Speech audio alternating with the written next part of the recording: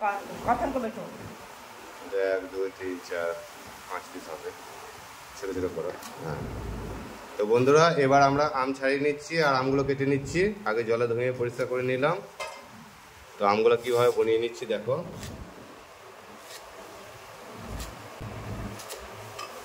তো এইভাবে সব আমগুলোকে বনিয়ে নিচ্ছি, তারপর কিভাবে তৈরি করছি দেখতে থাকো। দেখো কিভাবে আমগুলো কেটে নিচ্ছি দেখো। প্রথমে লম্বা করে ছোট্ট ছোট করে পিস করে নিচ্ছি।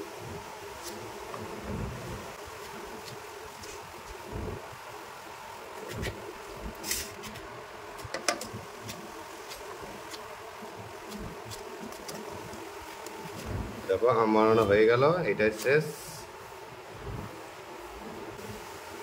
এটা কিন্তু আমরা খোসাটা ছাড়াই নিই, এটা না ছাড়িয়ে কিভাবে করছি সেটাও দেখাবো তোমাদেরকে। তোমরা দেখতে থাকো, এতেই হবে, আর হবে না, ভালো লাগবে না। তো চলো বন্ধুরা, চলো এটা আবার কি কি দিচ্ছি দেখতে থাকো। তো ছাদের মধ্যে চলে এসেছি। দেখো যে আমগুলো কেটে রেখেছিলাম ছোট্ট ছোট করে, এর মধ্যে এবার দিয়ে দেবো নুন আর হলুদ।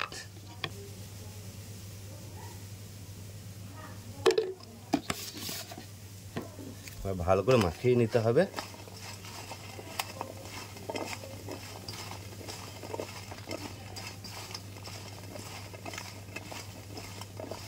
তাহলে এর মধ্যে যে জলটা থাকবে, জলটা অনেকটা বেরিয়ে যাবে। নুন আর হলুদ মাখিয়ে দিলে যে আমের গায়ে যে জলটা থাকে না, ওই জলটা বেরিয়ে যাবে। হালকা রোদের মধ্যে দিয়ে দিলাম, হালকা শুকিয়ে যাবে, তাহলে আমটা থাকবে অনেক দিন ধরে। আর ডাইরেক্ট টাটকা যদি করা হয়, জলটা থাকলে আমি যে রেসিপিটা আমি করি, আমটা নষ্ট হয়ে যাবে তাড়াতাড়ি। আর এইভাবে করলে পরে আমটা অনেক দিন থাকবে। তখন রোদে দিয়ে দিলাম, হালকা রোদ আছে আজকে, হালকা রোদের মধ্যে সব আমগুলোকে দিয়ে দিলাম।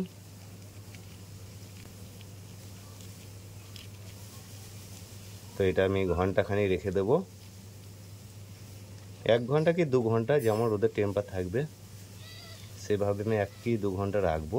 তারপর দেখবো গাগুলো আস্তে শুকিয়ে গেছে, অনেকটা আমগুলো শুকনো শুকনো হয়ে গেছে, তখন এগুলোকে নিচে নামিয়ে নিয়ে চলে যাব।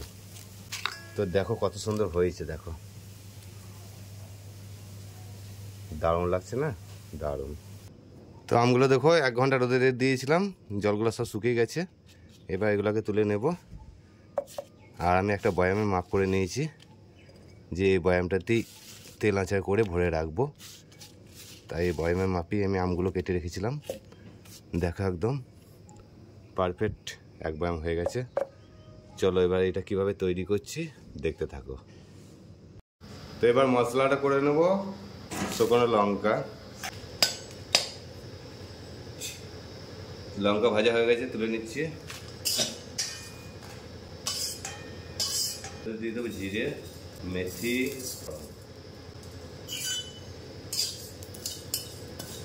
তো মশলা ভাজা হয়ে গেছে।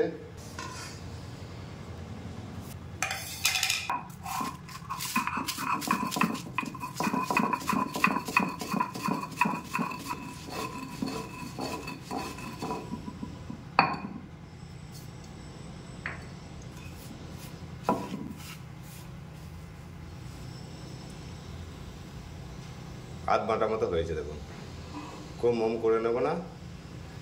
তো মশলা বাটা হয়ে গেছে, এবার দিয়ে দেবো সরিষার তেল।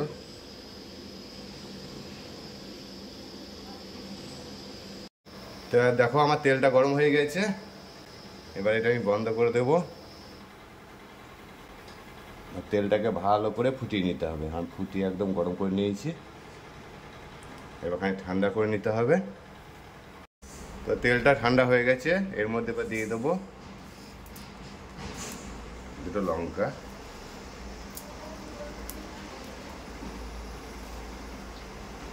অল্প ফোড়ন, মেথি, জিরে,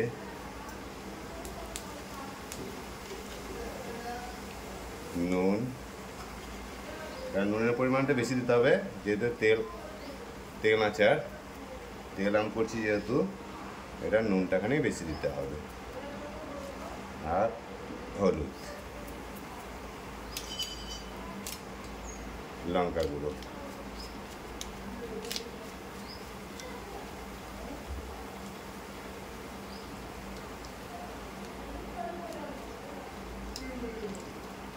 আর এইখানে আমি মশলা তৈরি করে নিয়েছিলাম, সেই মশলাটা এবার দিয়ে দেব। তো সব কিছু আমার দেওয়া হয়ে গেছে। এবার যে আমগুলো শুকিয়ে রেখেছিলাম বয়ামে মাপু করে নিয়েছি, এবার এগুলোকে দিয়ে দেবো।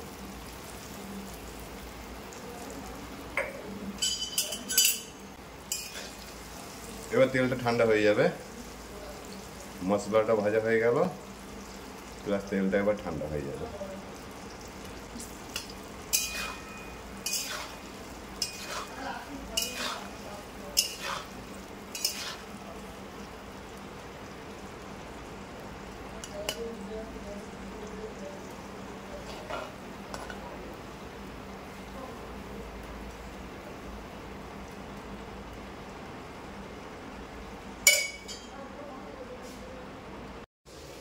এবার ঠান্ডা হয়ে গেছে, এবার একটা কাঁচের পাত্রে তুলে নেব।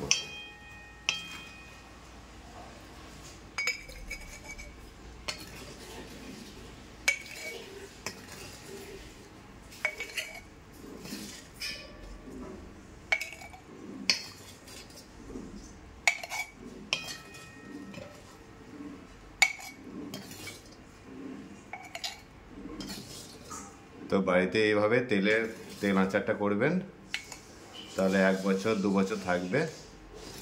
এরপরে আরও কিছু আছে,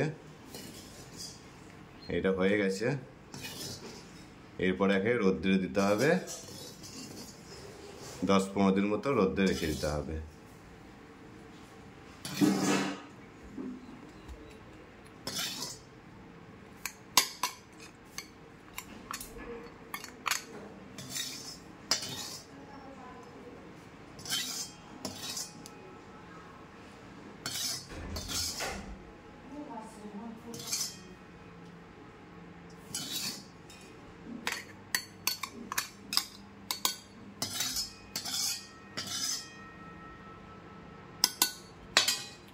তো দেখো আমার এক বয়াম হয়ে গেছে। চলো এবার এটা আমি রোদ্রে দিয়ে দেবো।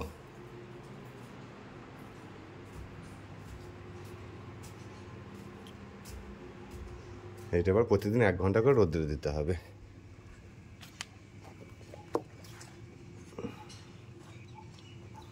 তো বন্ধুরা, আমার এই রেসিপিটা যদি আপনাদের ভালো লাগে, চ্যানেলটাকে সাবস্ক্রাইব করে দেবেন, লাইক করে দেবেন, শেয়ার করে দেবেন। পরবর্তীতে নতুন কোনো ভিডিও নিয়ে আবার দেখা হচ্ছে।